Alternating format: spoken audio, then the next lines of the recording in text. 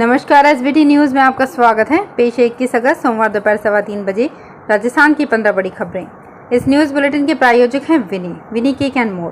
तो सबसे पहले एक नज़र डालते हैं आज के हेडलाइंस पर। गहलोत बोले, सीपी जोशी ने पक्ष विपक्ष किसी को नहीं बख्शा। नौकरी के लिए अक्टूबर से शुरू होंगी कई अहम परीक्षाएं। राजस्थान में बिजली आपूर्ति पर संकट, 4000 जेईएन ने किया कार्य बहिष्कार।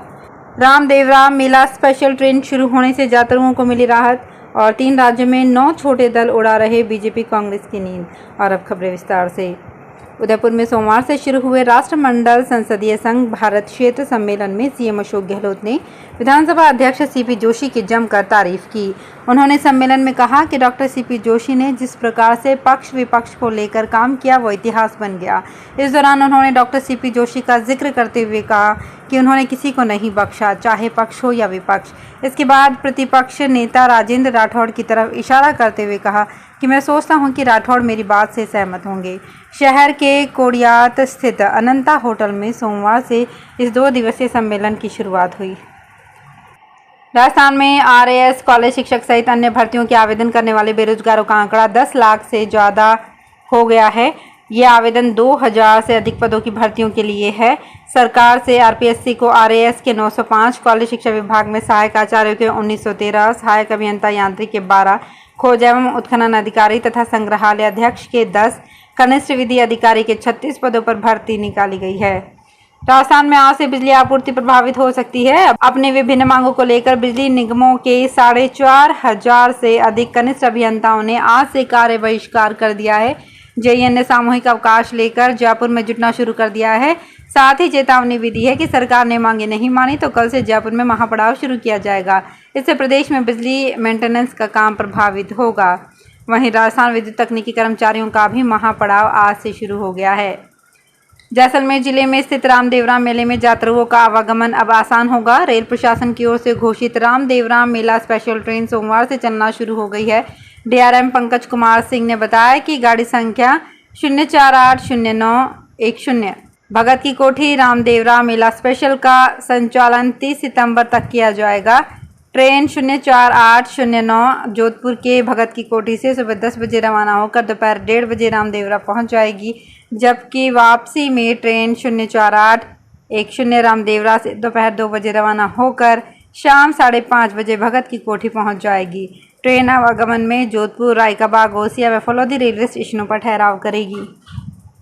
इस साल के अंत तक 3 राज्यों में होने जा रहे छत्तीसगढ़ और राजस्थान विधानसभा चुनावों में 9 छोटे दल भाजपा कांग्रेस की नींद उड़ा रहे हैं। इनमें से 2 में कांग्रेस की सरकार है, जबकि मध्य प्रदेश में भाजपा की सरकार है। इन तीनों ही राज्यों में यही दोनों दल बड़े खिलाड़ी हैं, लेकिन तीनों राज्यों में 9 ऐसे छोटे दल हैं जो दोनों ही पार्टियों का खेल बिगाड़ने को आतुर हैं। सियासी जानकारों का मानना है कि अगर दोनों ही बड़ी राजनीतिक पार्टियों ने छोटे दलों को नहीं साधा तो उन्हें नुकसान उठाना पड़ सकता है। भाजपा केंद्रीय नेतृत्व की योजना के अनुसार राजस्थान की 200 विधानसभाओं में गुजरात सहित अलग अलग राज्य के विधायक 7 दिन के प्रवास पर रहेंगे। वे निष्क्रिय व नाराज कार्यकर्ताओं से मिलेंगे। वे मंडलों की बैठकें लेंगे, मोर्चों के सम्मेलन करवाएंगे। अभियान के तहत उदयपुर ग्रामीण विधानसभा में गुजरात से कच्छ के विधायक प्रद्युमन सिंह जडेजा रविवार को जयपुर से प्रशिक्षण लेकर उदयपुर पहुंचे।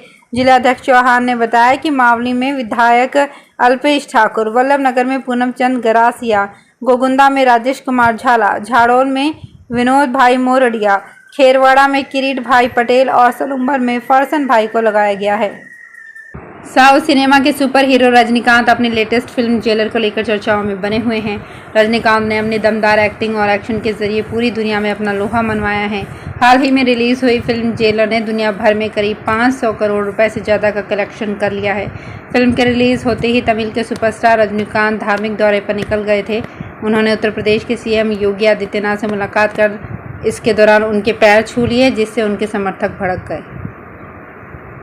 जयपुर में पिछले 1 महीने से ऑटो गैंग एक्टिव है, जो शहर के पॉश इलाकों में महिलाओं को निशाना बना रही है। इस गैंग के साथ एक महिला भी ऑटो में बैठी रहती है, जो मदद के नाम पर महिलाओं को ऑटो में बैठा लेते हैं, फिर लूटकर सड़क किनारे छोड़ जाते हैं। इस ऑटो गैंग के खिलाफ जयपुर के अलग अलग इलाकों में 6 केस दर्ज हुए हैं। केंद्रीय सड़क परिवहन और राजमार्ग मंत्री नितिन गडकरी ने दिल्ली हरियाणा को जोड़ने वाली द्वारका एक्सप्रेसवे का वीडियो जारी कर दिया है। उन्होंने इसे इंजीनियरिंग का चमत्कार बताया। गडकरी ने कहा कि यह एक्सप्रेसवे 3-4 महीनों में शुरू हो जाएगा।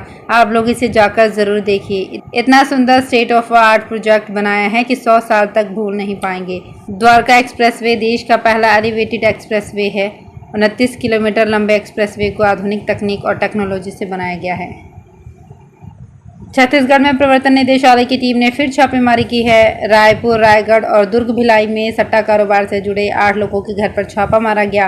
रायपुर में 3 जगहों पर वॉलफोर्ड सिटी, स्वर्ण भूमि और अशोका रत्न में रेड मारी गई है। अशोका रत्न में रहने वाले ज्वेलरी और पेट्रोल पंप संचालक के 2 ठिकानों पर दबिश दी गई है। मऊ में भाजपा नेता दारा सिंह चौहान पर स्याही फेंकने वाले युवक ने नाटकीय अंदाज में सरेंडर कर दिया है। आरोपी युवक ने अपना नाम अभिमन्यु यादव बताया है। सोमवार सुबह 8:45 पर वो पैदल चलता हुआ कोपागंज थाने पहुंचा। कुछ कैमरामैन भी उसके साथ थे। वहां सरेंडर करने से पहले कहा कि ये सब बीजेपी नेता की चाल है। बीजेपी नेता प्रिंस यादव हैं। उसने बोला कि तुम स्याही फेंक दो।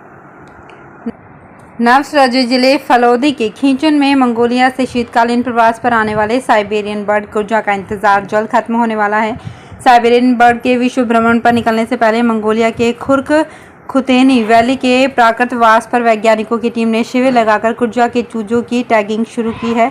इसके साथ ही ब्रीडिंग के बाद आए चूजों को स्वस्थ रखने के लिए आवश्यक उपचार और टीकाकरण का कार्य भी शुरू कर दिया गया है। कुर्जा के जीवन को बचाने के लिए मंगोलिया के वैज्ञानिक हर साल कुर्जा के प्राकृतवास क्षेत्र में इस तरह का कैंप लगाते हैं। कांग्रेस नेता पीएल पूनिया ने कहा कि विपक्षी गठबंधन इंडिया का प्रधानमंत्री आगामी लोकसभा चुनाव जीतने के बाद तय होगा। उन्होंने कहा कि 2024 में जीतने वाले सभी सांसद पीएम का चुनाव करेंगे। कांग्रेस नेता ने ये भी दावा किया कि बीजेपी नेता स्मृति ईरानी अमेठी सीट पर हार जाएंगी। पूनिया ने कहा कि 2024 में अमेठी के लोग स्मृति ईरानी को हराएंगे। कांग्रेस या इंडिया गठबंधन के उम्मीदवार की निश्चित रूप से जीत होगी। अमेठी से 2004 से 2019 तक राहुल गांधी सबसे लंबे समय तक अमेठी के सांसद रहे।